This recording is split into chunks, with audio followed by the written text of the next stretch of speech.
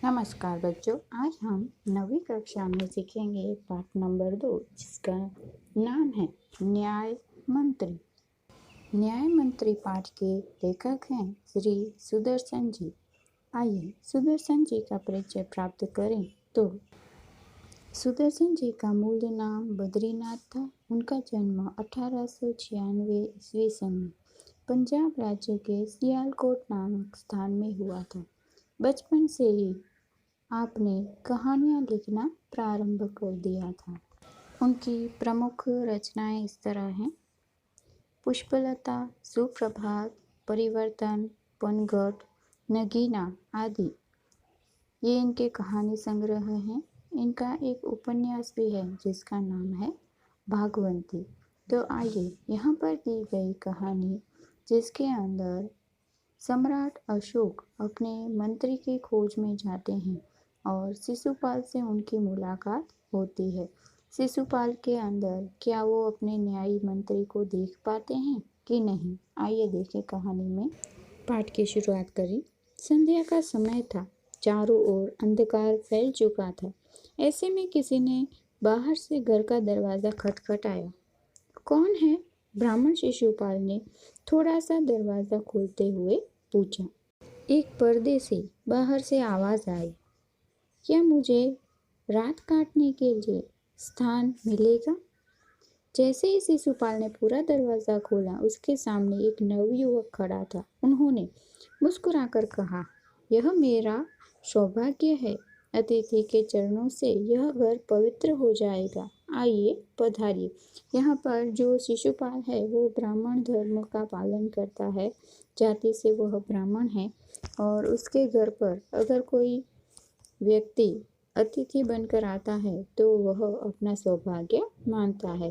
तो दरवाजे पर जो व्यक्ति खड़ा है उसे देखकर शिशुपाल बहुत ही खुश हो जाते हैं। उसे घर में आने का आमंत्रण देते हैं। अतिथि को लेकर शिशुपाल घर में गए और उनका आदर सत्कार किया। फिर दोनों उस समय की देश की अवस्था पर बातें करने लगे। अगर कोई हमारे घर पर आता है तो हम वो यहाँ वहाँ की बातें करते हैं उससे। तो यहाँ पर भी शिशुपाल और सामने आया हुआ जो अतिथि है, इस समय देश की क्या अवस्था है उसके बारे में बातें कर रहे हैं। वह बोला, यानी शिशुपाल कहता है, आजकल बड़ा अन्याय हो रहा है, परंतु परदेसी इस बात से सहमत न था। वह बोला, दोष निकालना तो सुगम है, यानी कि आसान है, परंतु कुछ करके दिखाना कठिन है। शिशुपाल बोले, अवसर मिले तो दिखा दूं कि न्याय किसे कहते हैं। इस तरह से सामने जो अतिथि आया है वो शिशुपाल से कहता है कि आपको तो बैठकर बातें करनी है, ये तो आसान है। अगर जब काम करने का मौका मिले तब आपको पता चलेगा कि काम कितना कठिन है। लेकिन शिशुपाल जवाब देता है कि अगर मुझे अवसर मिला तो मैं ज़रूर बता दूंगा कि हकीकत में न्याय क्या होता है।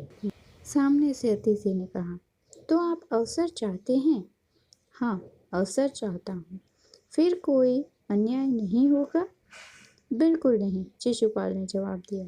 कोई अपराध दंड से न बचेगा? नहीं। परदेसी ने मुस्कुराकर कहा, यह बहुत कठिन काम है। ब्राह्मण के लिए कुछ भी कठिन नहीं। मैं न्याय का डंडा बजा कर दिखाऊंगा, शिशुपाल ने जवाब दिया। परदेसी धीरे से मुस्कुराए पर कुछ न बोले।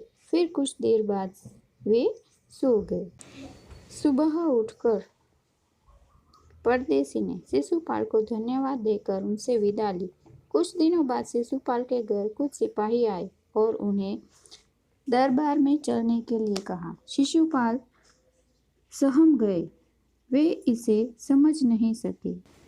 वे समझ नहीं सके कि सम्राट ने उन्हें क्यों बुलाया है। सम्राट यानी कि सम्राट अशोक का।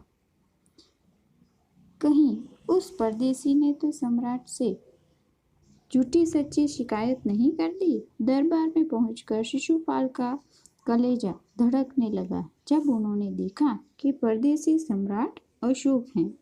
अब तक शिशुपाल उस अतिथि को एक अतिथि ही समझ रहा था, लेकिन इस समय दरबार में आकर उसे पता चला कि जो अतिथि उसके घर पर आया था, हकीकत में वह सम्राट अशोक ही था।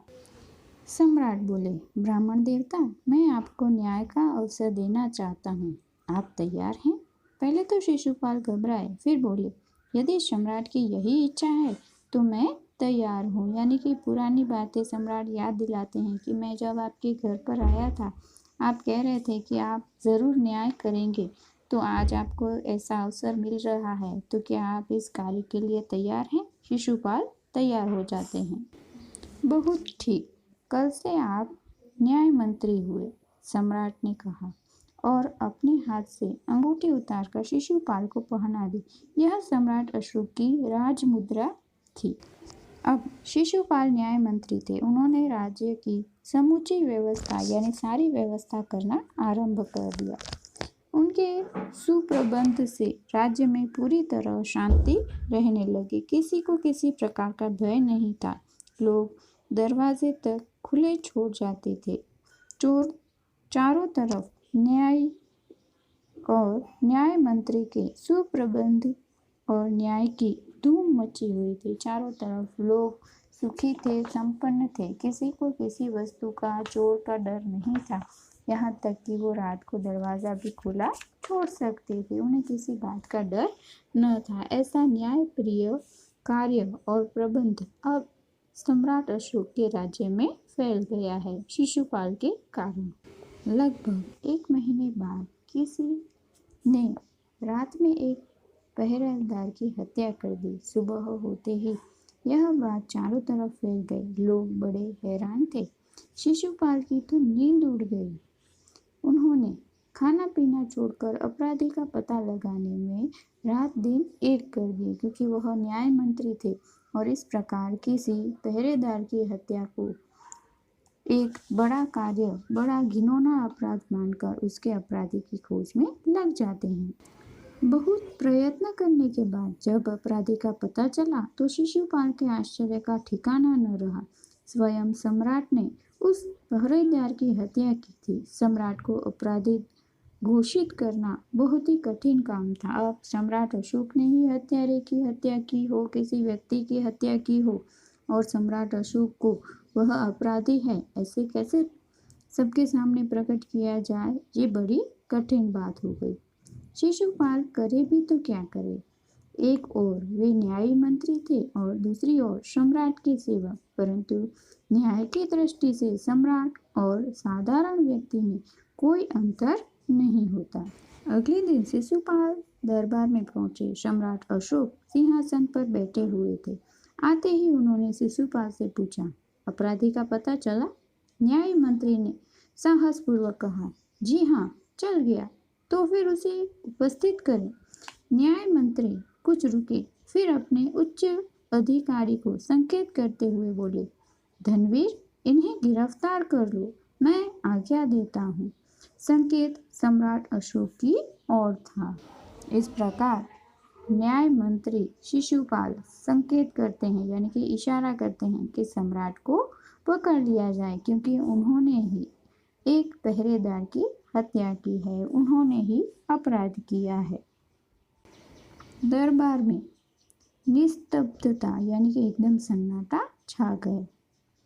सम्राट का चेहरा क्रोध से लाल हो गया। वे सिंहासन से खड़े हो गए और बोले, इतना साहस? न्याय मंत्री ने ऐसा भाव प्रकट किया कि जैसे कुछ सुना ही न हो। उन्होंने अपने शब्दों को फिर दोहराया, धनवीर, देखते क्या हो, अपराधी को गिरफ्तार करो। दूसरे ही क्षण सम्राट के हाथों में हथकड़ी पड़ गई। न्याय मंत्री ने कहा, अशोक, तुम पर पहरेदार की हत्या का आरोप लगाया जाता है, तुम इसका क्या उत्तर देते हो? सम्राट होठ काट कर रह गए, यानी एकदम गुस्से में वह खड़े रह जाते हैं। न्याय मंत्री ने फिर पूछा, तो तुम अपराध स्वीकार करते हो? हाँ, मैंने उसे मारा अवश्य है, पर उद्दंड था, यानी बहुत ही शैतान था, नालायक था। सम्राट का यह उत्तर था। वह उद्दंड था या नहीं? तुमने एक राजकर्मचारी की हत्या की है, यानी कि राज्य के अंदर काम करने वाले व्यक्ति की हत्या की है। तुम अपराधी हो, तुम्हें मृत्युदंड दिया जाता है। न्याय मंत्री ने निर्णय दिया। सभा में सन्नाटा छा गया। न्याय मंत्री का निर्णय सुन सम्राट ने सिर झुका लिया। वे तो स्वयं शिशुपाल की परीक्षा में सफल हो गए थे। सम्राट का हृदय ऐसे व्यक्ति को पाकर गदगद हो गया, क्योंकि उन्हें जैसा एक मंत्री चाहिए था वैसा ही मंत्री उन्हें मिल गया था। वो तो खुश थे। तभी न्याय मंत्री का संकेत पाकर एक कर्मचारी सम्राट अशोक की सोने की मूर्ति लेकर उपस्थित हो गया। न्याय मंत्री ने खड़े होकर कहा, सज्जनों, यह सच है कि मैं न्याय मंत्री हूँ और यह भी सच है कि अपराधी को दंड मिलना चाहिए, परंतु अपराधी और कोई नहीं, स्वयं सम्राट हैं। शास्त्रों में राजा को ईश्वर का स्वरूप माना गया है, इसलिए इसे ईश्वर ही दंड दे सकते हैं। अतएव यानी कि मैं आज्ञा देता हूँ कि सम्राट को चेतावनी देकर छोड़ दिया जाए और उनके स्थान पर एक सोने की मूर्ति को फांसी पर लटका दिया जाए, जिससे लोगों को शिक्षा मिल सके कि राजा हो या सामान्य व्यक्ति, कोई भी अपराध करने के बाद बच नहीं सकता। न्याय मंत्री का न्याय सुनकर लोग जय जयकार कर उठे। जब सब लोग चले गए तो शिशुपाल ने राजमुद्रा सम्राट अशोक के सामने रख दी और बोले, महाराज, यह राजमुद्रा वापस ले ले।